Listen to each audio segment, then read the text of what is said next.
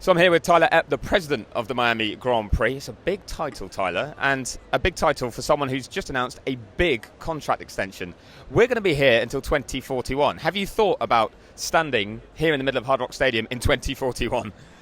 Every conversation I have about this topic, everybody does the math for themselves and tries to figure out what they're going to be doing in 2041. Look, I'd be blessed to still be here in 2041 and doing exactly what I love to do. So, look, I think it's a huge vote of confidence for the team here. Look, we built this from a sports and entertainment, American sports and entertainment business that was centered around stadium sports, and all of a sudden here we are, extending our relationship into the 2040s, which is amazing to even say. But it's a testament to all the hard work of the people, our partners, and look, we really appreciate the trust of Stefano and Formula One, right? Like this is a real opportunity for us to continue to engage in and grow the sport in the United States. I was going to say, what does it say about that growth? Because I guess you've got 3 years behind you at this point. We're on the 4th year to see how it's going, but you've committed for another 16, 17 ahead. Yeah, look, we believe in it. I think we believe in it. Tom and Steve have given us the opportunity to do something that we think is a bit different than maybe not anywhere else in the world, but certainly differentiated to a lot of the other events that we see around the world. And look, I think for us, we do believe in this business, and we do believe in the power of the greatest drivers and the greatest teams in the world competing on the greatest race circuits. And for us, it's our opportunity to get back into the sport a little bit and say, look, we want to be a leader in making sure we understand who the U.S. fan is, giving them the experience that they want, and hopefully doing that in Miami on a year-to-year basis where they can't bear the thought of missing it. Is it also a show of confidence in the growth in terms of with Austin, with Vegas, 3 races now, and you're saying long-term, that's not a problem?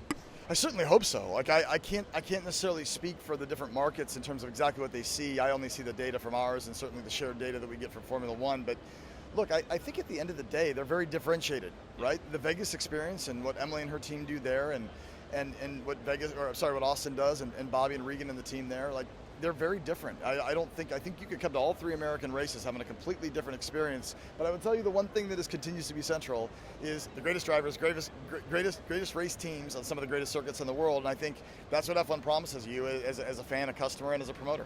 Does this deal let you do anything differently in terms of long-term planning, like investments, or is it just security at this stage? No, I think it does a little bit. I mean, we haven't really gotten into those conversations yet, Chris. So I'd be lying to you if I said, yeah, because we got this, now X, Y, and Z happen. But look, I do think it gives you the chance to take a deep breath a little bit and say, okay, what's really right for the fan? What's really right for the customer? What's really right for our key stakeholders? That includes the teams, that includes the drivers, that includes the FIA. Like, let's make sure that we are building this in a way that's for the long term, not just to get through each race weekend.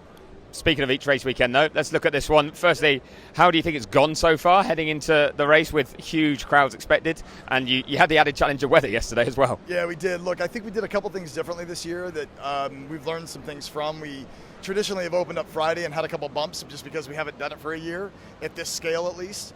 And I think this year we opened up on Thursday and did, almost a dozen events on campus, some private, some public, and it really gave us a chance to break open, our campus a little bit. And I think that really helped us on Friday morning when we opened. Look, it was the first time that I can remember we had a significant rain event here. I know we've had some moisture, but this was a significant rain event that actually impacted what we were doing. Look, the team responded really, really well. The racetrack responded really well. Like, I know that we had some buildup and puddling as the rain was coming down, but the drainage system that Tilke helped us build worked fantastically. And I can't say enough about the team and the way they work with the FIA to make sure that we got the cars back on track and delivered what the fans wanted. Excited for more of the same because it's just starting to rain as we stand here right now. It is. Look, I think we're ready for it. We've had a lot of conversations both early this morning and late last night and trying to make sure all of our protocols were in place. The most important thing for us is making sure we think about the fans. Like, at the end of the day, the drivers, the teams, they know how to do this, and it's all the same for them.